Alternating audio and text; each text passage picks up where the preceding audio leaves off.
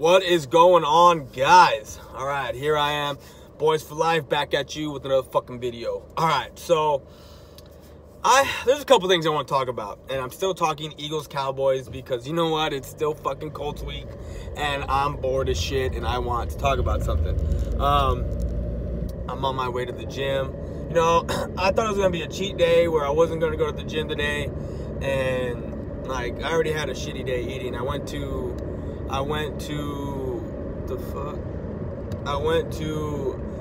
Buffalo Wild Wings, had a beer, tall draft, ate some wings, ate some fries. So I had a pretty shitty day eating. But you know what? I said, fuck it. You know, some plans fell through that I had for tonight. I said, fuck it. I'm going to go to the gym late. Like, no big deal, whatever. I get a couple hours of workout in. Mainly work on some cardio to work off that beer and those wings. But anyway, there's some things that I want to talk about today. And it has to do with like I said, the Cowboys and Eagles game this past weekend. So a lot of Eagle fans are pissed off. I'm fucking pissed off. Sorry, some lady was getting into my lane as I'm driving, and she passed her up, and she's not even paying attention. She's over here looking off to the side, not seeing that she's veering into my lane. So anyway, a lot of Eagle fans are pissed off about the officiating, what happened, and it just cracks me up because there are two big plays that they are pissed off about. One was a non-penalty play, and another one was a penalty play that could have gone either way, maybe-ish. And I know Eagle fans are pissed off because they know exactly what play I'm about to talk about. It's going to be the Dallas Goedert offensive pass interference play. And I honestly thought it was a shoulder check. I've honestly thought maybe he didn't touch him. They just ran into each other. You know, nothing happened. But the more and more I watch on this play and the different angles I'm getting on certain views, like, it's just funny. It's just the different angles I'm getting from different videos I'm watching. The refs got it right. The refs got it correct. Like, I've already said in my last video how the refs fucked up on the fumble, like 2 videos ago, on the fumble recovery, and why they called it the way they did. But this play right here in particular, it wasn't a missed call. It wasn't a missed call because from the angle we got in real live time, it looks like they just ran into each other, right? It just looked like they ran into each other, boom, and Heath, you know, got bumped back, and, you know, Dallas Goedert was, you know, wide open, whatever. But if you look closely, if you look very closely, say I'm Dallas Goedert, and I'm taking off, and I got Heath right in front of me. So the camera's coming from this way, so all you see is the right side of the players, right? And the way Heath is, he's covering Dallas Goedert's left side, the way he's angled. So you can't see any, you know, you can't see no daylight on the left hand, nothing. But there is a couple videos that I've watched on the reaction plays of people, you know, reacting to this video and just the replays of it. And if you slow it down enough, after 5 yards, when they make contact, when they're running, you see Dallas Goedert push Jeff Heath with the left hand. If you slow it down enough, you will see that left hand push Heath, and he goes into his cut. And that's when Heath fell back. Like I said, in real time, you can't see nothing, and that looks like a penalty in the Cowboys' favor. But if you look closely enough and slow it down enough, you will see Goddard's left hand on that cut push Jeff Heath just so slightly, just push him, causing Heath to stumble back and Dallas Goedert to be wide open for about 5 yards. Wide open. There ain't no one within 3 to 5 yards of him. And that's where they got the offensive penalty. That's where they got the offensive pass interference. So, I get it, Eagle fans, you're pissed off. Cowboy fans were happy. But at the end of the day, it was a pass interference. Offensive pass interference. Tape don't lie. The tape don't lie. Not at all. So, and if you don't believe me, go watch the tape and slow it down and look at Dallas Goedert's left hand. Look at his arm. Look at the extension he gets on Heath, and that's why he stumbles back. They really don't run into each other. And if they do, Heath isn't flying back that far. Goddard pushed him. And that's why he stumbled back. So, like I said, if you don't believe me, go watch the tape, and it's there. You can see it, black and white.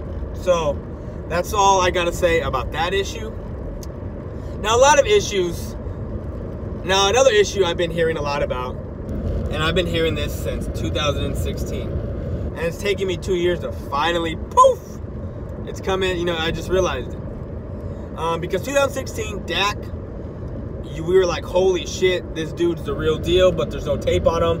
And us Cowboy fans were like, no, he's the real deal. In 2016, and he kind of fell off. 2017, sorry, he kind of fell off. This year, he started off slow, but we finally got that #1, and he's just transcended up there to another level, the next level. Not saying like he's an all great, but he's gone up a level. Can't deny that. But this controversy and this comparison to Dak Prescott and Carson Wentz is just fucking, it cracks me up. It cracks me up. And the reason why it cracks me up is because Cowboy fans are like, Dak Prescott is, he's our quarterback. He's great. Look what he's been doing. He's been winning. Yes, he's been winning.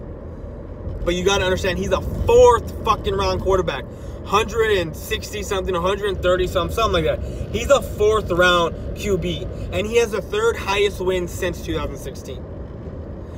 So the boy wins games. I don't give a shit if your completion rate is 60% or 50% or 40%. You're winning fucking games, and that's all I care about as a fan. With Carson Wentz, he went what? 7-9 his rookie year. Then he went, before he got hurt, what was it? 11-2 or 11-3, whatever it was. And then this year, he missed the first 2 games where they 1-1, and then he came in. So he has like 17 wins, 18 wins in the past 3 years, some shit like that. Dak Prescott has 13, 9, what is that? 20, 22 plus what we're at 8.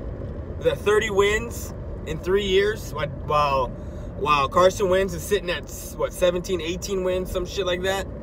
So. Yeah, no, 20 was, I don't know. My man, I got to do the math correctly right now. Right now I'm driving, not thinking. But anyway, what I'm saying is yes, Carson Wentz has the better numbers. Carson Wentz has the better completion rate. He's throwing for more touchdowns. Since he's only played a certain amount of games, he's had a great deal of touchdown passes. But this is supposed to be expected of him. This is supposed to be expected of Carson Wentz. He's a 1st round fucking pick. Second overall, if I'm not mistaken, right? It was Goff and then Wentz. Like, he's 2nd overall. He's expected to do this. Dak Prescott shouldn't be expected to be putting up numbers like Carson Wentz. But we're treating him like he should. Understand that. Carson Wentz is a 2nd overall draft pick. So his numbers match his draft stock. Dak Prescott is a 4th round, what was it, 100, like I said, 130 something, 160, I forget what it was. But a 4th round draft pick. His play matches his draft stock. Granted, the thing that's elevating him, the thing that's, has him sitting above average of where we drafted him is the fact that he's winning games. The fact that he's winning games. And you know what? Him being a 4th round draft pick, yes, you do need to have the running game behind him. Yes, you do need to have the offensive line behind him. Yes, you do need to get a true #1 receiver. Yes, you do need to have a defense that could stop. Because he's not going to put up consistently 30, 40, 50 points a game. I promise you. I'm just saying, in a comparison, I promise you, if Carson Wentz was on the Dallas Cowboys with the defense that we got, and this is not a knock on Dak because I love Dak. I love Dak. He's my quarterback. Whoever's rocking the star, I'm not a fan of players. I'm a fan of the team. So whoever's rocking the star, whether he's good or bad or whatever, that's my quarterback. That's my quarterback. You got me? But what I'm saying is if Carson Wentz was on the Dallas Cowboys and he was playing the way he's been playing, you know, pre-back fracture, this team would be undefeated. This team would be undefeated. We would be undefeated, getting that month off come playoff time. That's where we'd be at. With Dak Prescott, we got to work a little. And that's not a knock on Dak. Remember, he's a 4th-round draft pick. He's not a number 2 overall draft pick. So if you're comparing Carson Wentz and Dak Prescott, that's a win in itself. Because a 4th-round draft pick is getting compared to the 2nd overall draft pick of 2016. He's already, Paxton Lynch was what? He got drafted in the 1st round, didn't he? Or some shit like that? Or no, he didn't. I forgot. I know there were Golf, Wentz, and like 4 or 5 other quarterbacks that got drafted before Dak. And he's playing better than all those quarterbacks, except for 2. Well, this year, he's playing better than all but 1, Golf. Wentz has a fractured back, so that's why he's off. But anyway, you can't compare the two. That's comparing oranges to apples. You were expecting a 4th round draft pick and comparing him to a 2nd overall draft pick, saying who's better, who's putting up better numbers. The only number that I'm worried about is winning, the dubs, the win column, and Dak is doing it. Dak is doing it. This is the only thing I'm worried about. So is Carson Wentz not as good as Dak? No, Carson Wentz is far better than Dak. Because Wentz was a number 2 overall draft pick, while Dak Prescott was 4th round. But the win column speaks otherwise, and that's because we got the better team.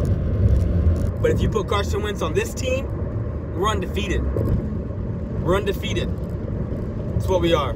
And I'm not saying like, oh, you know what, Eagles this, Eagles. No. I'm just saying, if you look at the comparison, we got the comparison. We got the win in the comparisons because you're already comparing a 4th round draft pick to a 2nd overall draft pick. But, you know, list your comments below. Let me know what you think about what I just talked about. If you're new to the channel, hit that subscribe button. I'll be making videos all week. You know, actually I'm done probably after today. But for the rest of the season, I'll be covering the Cowboys and whatever crazy shit comes up. But anyways, I'm out. Peace.